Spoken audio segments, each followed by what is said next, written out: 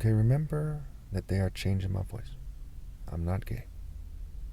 So let's talk about Wikipedia's definition and rba.gov.au, which were the two definitions that popped up first when I did my Google search. Now keep in mind, they put it in a way that's confusing so that people throw in the towel and give up, or they keep trying and they sound like they're talking crazy. There's a reason why they distract people with cell phones and movies and TV and sports events, and they give you a lot of food with a lot of sugar in it, and they break people down into groups, and they have some people who are social controllers who have a better diet, who are responsible for kind of herding the sheep, what have you, who are very evil and petty people. Okay? The way they define these ideas, like economy and morality and liberalism, okay, is done in a way that is deceptive and misleading and confusing on purpose. So here we go. Economy. An economy is an area of the production, distribution, and trade, as well as consumption of goods and services. In general, it is defined as a social domain that emphasizes the practices, discourses, and social expressions associated with the production and use and management of resources. What a pain. I had to read this several times. I'm like, what the heck? I kind of see what you're saying, but are you really saying what I think that you're saying? Or is my mind playing tricks on me because the wording is confusing? An economy is an area of the production, distribution, and trade, as well as consumption of goods and services. In general, it is defined as a social domain that emphasizes the practices, discourses, and social expressions associated with the production and use and management of resources. Bunch of intellectual jargon-ish. Okay, so again, compare that to my explanation. An economy is an idea or a non-specific idea that people are supposed to discuss. It is a philosophical idea. The components of an economy include distribution, use, consumption, practices, management, trade, and production of goods and services. Obviously, resources, especially scarce resources and human resources, are key, right? Managing resources, how you use them, how they're distributed. I came up with an acronym that I should have put in part one, which is DUCK. People ignore these things. There's other parts of it that are important, right? So philosophy has to do with social relations. That's important.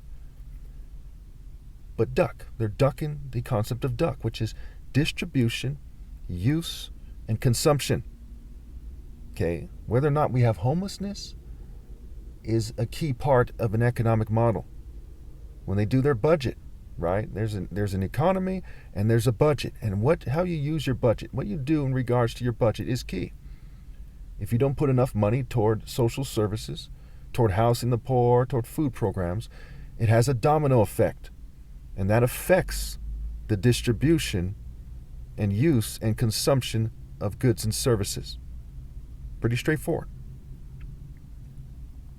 So when it comes to these conservatives talking about trickle-down economics, they're ducking the concept of DUCK. Okay? I will give you an example really quickly, which I call my hamburger example. Can every rich person in America afford to buy one more hamburger every year? Okay, will the trickle-down economic theory fail if they buy one more hamburger every year? Well, first of all, it fails anyway. It's stupid. It's illogical. Secondly, yes, they can afford one more hamburger a year, so we can tax the rich at a higher rate. What is it? Well, how much do they spend on luxury goods? If they were spending money helping to build houses instead of buying stupid and expensive nonsense, would this economy be better? Yes, because the distribution would be better, the use would be better, and the consumption would be better. Now, if you're an oligarch and an immoral and petty and cruel dog, you reject the idea of universal pinpointed moral precision.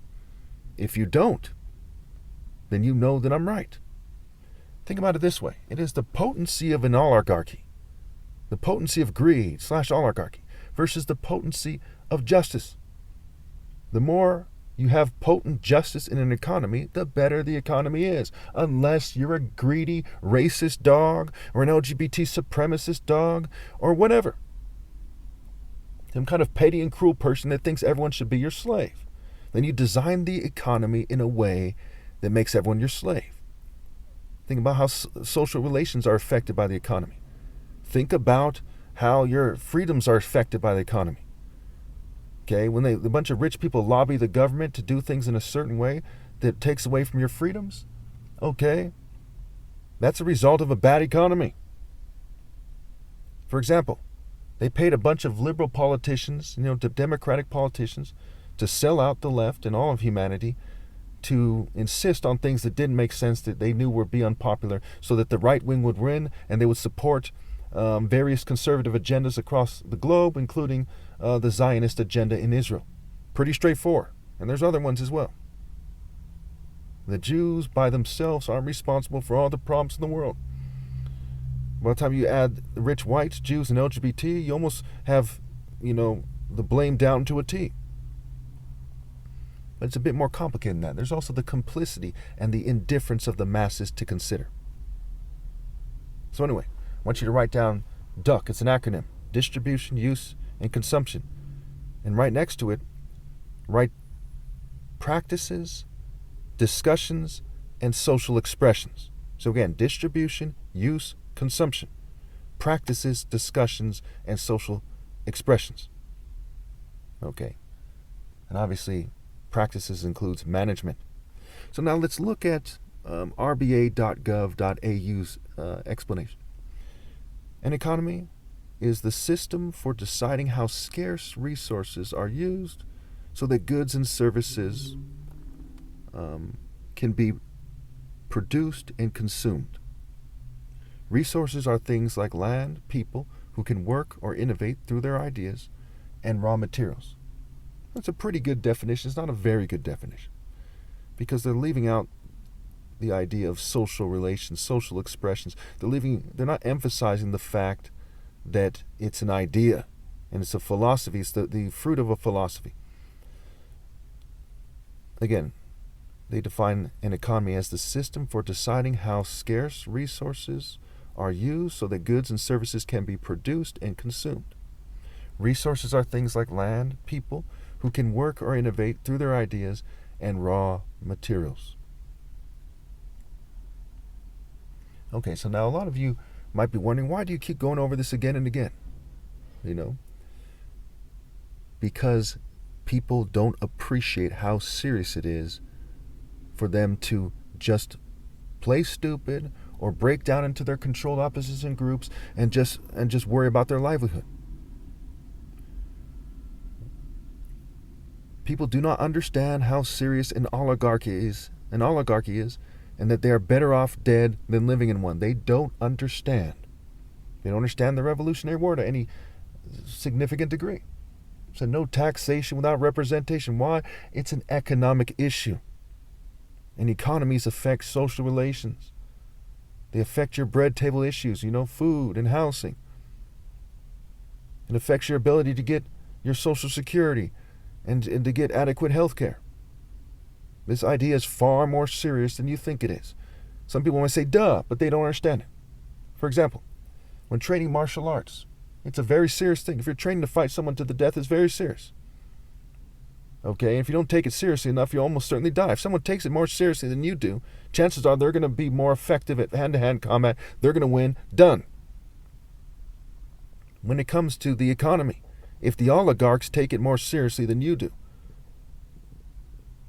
they're willing to risk being executed, being assassinated, being kidnapped and beat and tortured for doing horrible things to people, but you're not willing to risk being killed trying to stop them, then you get an oligarchy.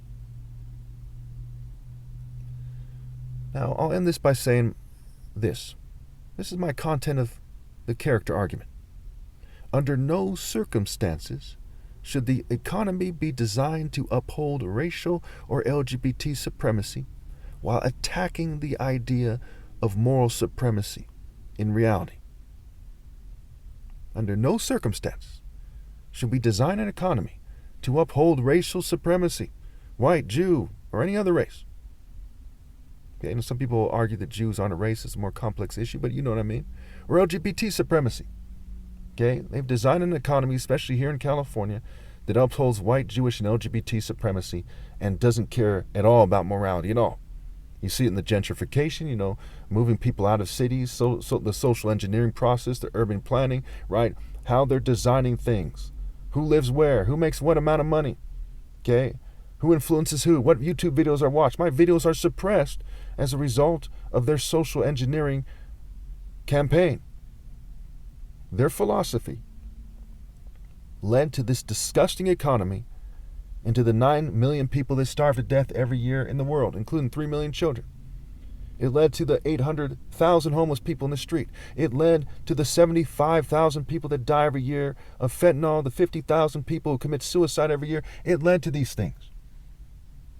The political parties, they just respond to the oligarchs, to the governing class, to the rich oppressors.